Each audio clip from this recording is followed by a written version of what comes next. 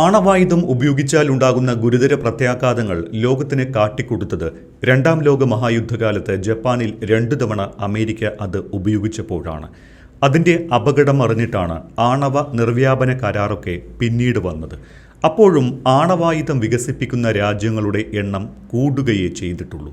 പ്രതിരോധം എന്ന തരത്തിലാണ് ഇന്ത്യ ഉൾപ്പെടെ നിരവധി രാജ്യങ്ങൾ ആണവായുധം തയ്യാറാക്കിയത്. നോ ഫസ്റ്റ് യൂസ് അഥവാ പ്രത്യാക്രമണം എന്ന തരത്തിൽ അല്ലാതെ ആക്രമിക്കാനായി ആണവായുധം ഉപയോഗിക്കില്ല എന്നതാണ് ഇന്ത്യയുടെ നയം. ലോകത്ത് ഏറ്റവും കൂടുതൽ ആണവായുധമുള്ള രാജ്യങ്ങളിൽ 2ാം സ്ഥാനമാണ് അമേരിക്കയ്ക്ക്. ആ അമേരിക്ക തന്നെയാണ് കൂടുതൽ രാജ്യങ്ങൾ ആണവായുധം വികസിപ്പിക്കുന്നതിനെ എതിർക്കുന്നതും. ഇറാനെ ആക്രമിക്കാൻ പ്രധാന കാരണമായി അമേരിക്കൻ പ്രസിഡന്റ് ഡൊണാൾഡ് ട്രംപ് പറയുന്നതും അവർ ആണവായുധം വികസിപ്പിക്കുന്നു എന്ന് പറഞ്ഞാണ്.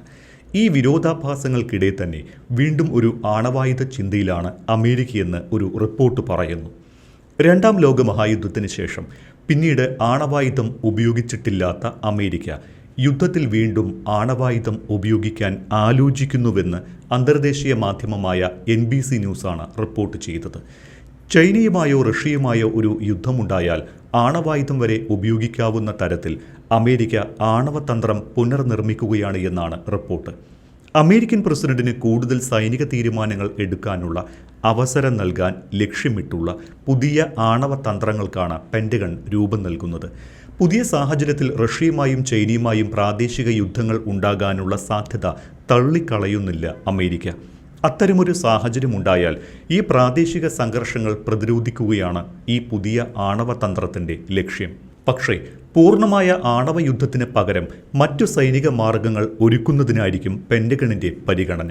പെന്റഗൺ നയതന്ത്ര മേധാവി എൽബ്രിഡ്ജ് കോൾബിയുടെ നേതൃത്വത്തിലാണ് പുതിയ തന്ത്രങ്ങൾ അവലോകനം ചെയ്യുന്നത്. അമേരിക്കയുടെ സഖ്യകക്ഷികളെ റഷ്യയോ ചൈനയോ ആക്രമിക്കുന്ന സാഹചര്യങ്ങൾക്കായി തയ്യാറെടുക്കുകയാണ് ലക്ഷ്യമെന്നാണ് പെന്റഗണുമായി അടുപ്പമുള്ള വൃത്തങ്ങൾ സൂചിപ്പിക്കുന്നത്. തായ്വാനിൽ ചൈന ആക്രമണം നടത്തുമെന്ന ആശങ്ക അമേരിക്കയ്ക്ക് ഇപ്പോഴുമുണ്ട്. ഒരു പുതിയ ആണവ സമീപനമാണ് US ലക്ഷ്യമിടുന്നത്. ദീർഘദൂര ആണവ മിസൈലുകളെ ആശ്രയിക്കുന്നതിന് പകരം പ്രാദേശിക സംഘർഷങ്ങളിൽ ഉപയോഗിക്കാൻ കഴിയുന്ന ഹ്രസ്വദൂര ആണവായുധങ്ങളിൽ കൂടുതൽ ശ്രദ്ധ കേന്ദ്രീകരിക്കും. വിവിധ ആയുധങ്ങളിൽ ആണവ പോർമുന ഘടിപ്പിക്കുന്ന സാഹചര്യങ്ങളിൽ സംഘർഷ സമയത്ത് പ്രസിഡന്റിന് കൂടുതൽ ഓപ്ഷനുകൾ ലഭിക്കും. പ്രതിരോധം ശക്തിപ്പെടുത്താൻ അത് ഉപകരിക്കുകയും ചെയ്യുമെന്ന് പെന്റഗൺ ഉദ്യോഗസ്ഥർ സാക്ഷ്യപ്പെടുത്തുന്നു. പ്രസിഡന്റ് ട്രംപിന് വിശാലമായ സൈനിക ഓപ്ഷൻ നൽകുന്ന വിശ്വസനീയമായ ആണവ ഓപ്ഷനുകൾ ആവശ്യമാണ് എന്നതാണ് അമേരിക്കയുടെ പുതിയ കാഴ്ചപ്പാട്. ദീർഘകാലമായി അമേരിക്ക പിന്തുടരുന്ന ആണവ നയം എന്നത് ആണവായുധം ആദ്യം ഉപയോഗിക്കാനുള്ള ഓപ്ഷനാണ്. പക്ഷേ നിലവിലെ സംഘർഷങ്ങളിൽ ആണവായുധം ഉപയോഗിക്കുമോ എന്ന ആശങ്കകളെ അമേരിക്കൻ ഭരണകൂടം നിരാകരിക്കുകയും ചെയ്തിട്ടുണ്ട്. റഷ്യ, ചൈന, ഉത്തര കൊറിയ പോലുള്ള പ്രധാന എതിരാളികളെ പിന്തിരിപ്പിക്കാൻ ആദ്യം ആണവായുധം ഉപയോഗിക്കാനുള്ള ഓപ്ഷനാണ് ചരിത്രപരമായ US നയം. പക്ഷേ മിഡിൽ ഈസ്റ്റ് സംഘർഷം പോലുള്ള സവിശേഷ സന്ദർഭങ്ങളിൽ ആണവായുധം ഉപയോഗിക്കുന്നതിനെക്കുറിച്ച് നിലവിൽ അമേരിക്ക ചിന്തിച്ചിട്ടില്ല. എതിരാളിയുടെ ആണവായുധ ശേഖരം തുടച്ചു നീക്കാൻ കഴിവുള്ള വിനാശകരമായ ദീർഘദൂര ആയുധങ്ങൾ വിക്ഷേപിക്കുന്നതിന് പകരം തന്ത്രപരമായ ആണവായുധങ്ങൾ ഉപയോഗിക്കും. അഥവാ ഹ്രസ്വദൂരത്തിലുള്ള ലക്ഷ്യങ്ങൾ ആക്രമിക്കാൻ ഹ്രസ്വദൂര ആണവായുധങ്ങൾ. ഇവ പ്രധാനമായും രൂപകൽപ്പന ചെയ്തിരിക്കുന്നത് വലിയ നഗരങ്ങൾക്ക് പകരം സൈനിക കേന്ദ്രങ്ങളെയോ യുദ്ധകളത്തിലെ ലക്ഷ്യങ്ങളെയോ ഉന്നം വയ്ക്കാനാണ്. ഇത്തരം ആണവായുധ ശേഷികൾ വിപുലമായ പ്രതിരോധം സാധ്യമാക്കും.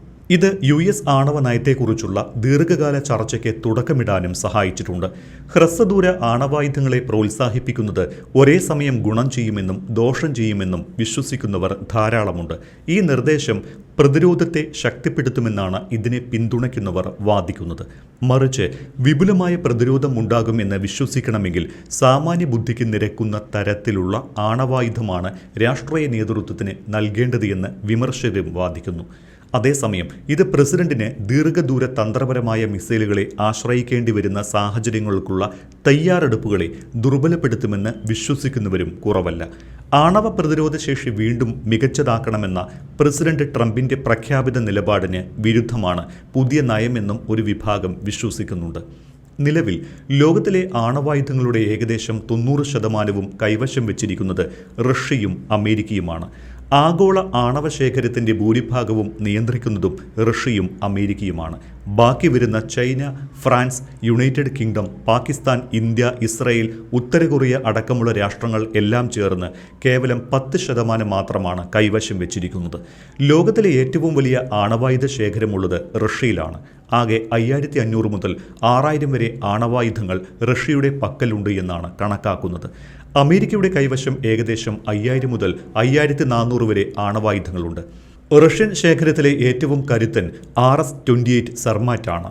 ആധുനിക മിസൈൽ പ്രതിരോധ സംവിധാനങ്ങളെ മറികടക്കാൻ രൂപകൽപ്പന ചെയ്തിരിക്കുന്ന ഒരു അതിഭാരമേറിയ ഹൈപ്പർസോണിക് ഗ്ലൈഡ് വാർഹെഡാണ് ഇത്. 10 മുതൽ 15 മെഗാടൺ വരെയാണ് ഇതിൻ്റെ പേലോഡ് ശേഷി.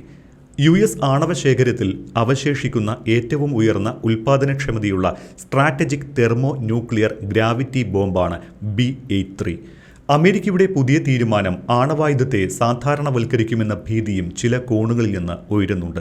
ഏറ്റവും അത്യാവശ്യ ഘട്ടത്തിൽ മാത്രം ഉപയോഗിക്കാനുള്ളത് എന്ന തരത്തിൽ സൂക്ഷിച്ചു വെച്ചിട്ടുള്ള ആയുധം ചെറിയ സംഘർഷങ്ങളിലും പ്രാദേശിക യുദ്ധങ്ങളിലും ഉപയോഗിച്ചാൽ അത് മറ്റ് ആണവ രാജ്യങ്ങൾക്കും പ്രചോദനമാകും. ഇറാന് ആണവായുധം വികസിപ്പിക്കാൻ പദ്ധതിയുണ്ട് എന്ന് പറഞ്ഞാണ് അമേരിക്ക അവരെ ആക്രമിച്ചത്. ഇറാന്റെ അടുത്ത സുഹൃത്തുക്കളായ റഷ്യയും ചൈനയും ആണവ രാജ്യങ്ങളാണ്. അമേരിക്കയുടെ നയം സഖ്യകക്ഷികളെ പോലും റഷ്യയോ ചൈനയോ ആക്രമിച്ചാൽ ആണവായുധം ഉപയോഗിക്കാം എന്നതാണെന്ന് ഞാൻ പറഞ്ഞല്ലോ. അമേരിക്കയുടെ പുതിയ നയം റഷ്യയും ചൈനയും സ്വീകരിച്ചാൽ ഇറാൻ യുദ്ധത്തിൽ തന്നെ അവർ ആണവായുധം ഉപയോഗിച്ചേക്കാം. ലോകത്തെ എണ്ണ വ്യാപാരത്തെ തന്നെ തടസ്സപ്പെടുത്തുന്ന യുദ്ധം തുടങ്ങിവെച്ചത് അമേരിക്കയായതിനാൽ അവർക്കെതിരെ ആണവായുധം ഉപയോഗിക്കുന്നതിനെ ന്യായീകരിക്കുകയും ചെയ്യാം. യുദ്ധമുഖത്ത് ആണവായുധം ഉപയോഗിക്കുന്നത് അമേരിക്ക എന്ന രാജ്യത്തെ നേരിട്ട് ബാധിക്കില്ല. പക്ഷേ ഗൾഫ് അറബ് മണ്ണിലെ അമേരിക്കൻ സൈനികരുടെ ജീവൻ എടുക്കുന്നതാകും. ഹ്രസ്വദൂര മിസൈലുകളുടെ പോർമുന ആണവായുധീകരിച്ചാൽ വിചാരിച്ചതിലും വലിയ പ്രത്യാഘാതമാകും ഉണ്ടാവുക. സാധാരണ ഒരു മിസൈലോ ബോംബോ വീണാൽ അത് വീണ ഒരു പ്രദേശത്താകും അതിൻ്റെ പ്രഭാവം. എന്നാൽ ആണവായുധം പോർമുനയാക്കിയാൽ അതിൻ്റെ പ്രഭാവം കൂടുതൽ മേഖലകളിലേക്ക് നീങ്ങും. യുദ്ധമേഖല കടന്ന ജനവാസ മേഖലകളിലേക്ക് അണുവികിരണം കടന്നാൽ മനുഷ്യരാശി കണ്ട ഏറ്റവും ദുരിതങ്ങളിൽ ഒന്നാകും ഉണ്ടാവുക. യുദ്ധം നടക്കുന്നത് ഒരു പ്രദേശത്തായല്ല. ഇറാന്റെ കാര്യമെടുത്താൽ രാജ്യത്തിൻ്റെ 31 പ്രവിശ്യകളിൽ നിന്നും അമേരിക്കൻ ആക്രമണങ്ങൾക്കെതിരെ പ്രത്യാക്രമണം ഉണ്ടാകുന്നുണ്ട്. ഇവിടങ്ങളിലൊക്കെ ആണവ പോർമുന വഹിക്കുന്ന മിസൈലുകളും ബോംബുകളും വീണാൽ ഒരു രാജ്യം തന്നെ അണുവികിരണത്തിൻ്റെ പിടിയിൽപ്പെടും. വികിരണത്തിന് രാജ്യാതിർത്തി എന്നൊന്നുമില്ല. ഇറാനുമായി അതിർത്തി പങ്കിടുന്ന Pakistan, Afghanistan, Turkmenistan, Iraq, Syria, Turkey എന്നീ രാജ്യങ്ങളിലേക്കും ആണവായുധത്തിൻ്റെ പ്രഭാവമുണ്ടാകും. ഇറാന് എതിർവശത്തായി ഹോർമൂസിൻ്റെ മറുകരയിലുള്ള Kuwait, Bahrain, Qatar, Saudi, UAE, Oman എന്നീ രാജ്യങ്ങളിലേക്കും അത് എത്തിപ്പെടാം. ഇനി ഇറാന്റെ സഖ്യകക്ഷികൾ ആണവായുധം ഉപയോഗിച്ചാൽ ഗൾഫ് രാജ്യങ്ങളിൽ നേരിട്ട് തന്നെ അതിൻ്റെ ഫലങ്ങൾ ഉണ്ടാവുകയും ചെയ്യും. അങ്ങനെ പശ്ചിമേഷ്യയെ ആകെ അണുവികിരണത്തിൻ്റെ പിടിയിലാക്കുന്ന അത്യന്തം അപകടകരമായ തീക്കളിക്കാണ് അമേരിക്ക തുടക്കമിടുക എന്ന് ചില അന്താരാഷ്ട്ര വിദഗ്ധർ ആശങ്കപ്പെടുന്നു. രണ്ടാം ലോക മഹായുദ്ധം നടക്കുന്ന സമയം 1945 ഹിരോഷിമയിലും നാഗസാക്കിയിലും അമേരിക്ക അണുബോംബുകൾ വർഷിച്ചതിന് ശേഷം യുദ്ധങ്ങളിൽ ആണവായുധങ്ങൾ ഉപയോഗിച്ചിട്ടില്ല. ഈ ആക്രമണങ്ങൾ ജപ്പാനെ കീഴടങ്ങാൻ നിർബന്ധിതരാക്കുകയും രണ്ടാം ലോക മഹായുദ്ധം അവസാനിപ്പിക്കുകയും ചെയ്തു. പക്ഷേ 2 ലക്ഷത്തിലധികം സാധാരണക്കാരാണ് അന്ന് കൊല്ലപ്പെട്ടത്. ജീവനോടെ അവശേഷിച്ചവർക്ക് പലതരം ശാരീരിക ബുദ്ധിമുട്ടുകളുണ്ടായി. ലുക്കീമിയയും ട്യൂമറുകളും അവരുടെ ജീവിതം നരകതുല്യമാക്കി. അവരെ ചികിത്സിക്കേണ്ട ഡോക്ടർമാരും നഴ്സുമാരും പോലും കൊല്ലപ്പെടുകയോ അവരുടെ അതേ അവസ്ഥയിൽ ജീവിക്കുകയോ ചെയ്തു. ജപ്പാന്റെ എത്ര തലമുറകളാണ് അണുവികിരണത്തിൻ്റെ തിക്തഫലങ്ങൾ അനുഭവിച്ചത്. ജനിക്കുമ്പോൾ തന്നെ അതുമായി പിറന്നു വീണ് എത്ര ജീവനുകൾ പെട്ടെന്ന് പൊലിഞ്ഞു. അന്നുമുതൽ ഏത് രാജ്യത്തിൻ്റെയും ആണവനയത്തിലെ ഏതൊരു മാറ്റവും ആഗോള ശ്രദ്ധാകേന്ദ്രമാണ്. അപ്പോഴാണ് ആണവായുധത്തിൻ്റെ ദോഷങ്ങൾ ലോകത്തിന് കാട്ടിക്കൊടുത്ത അമേരിക്ക തന്നെ അവരുടെ നയം മാറ്റാൻ പോകുന്നത്.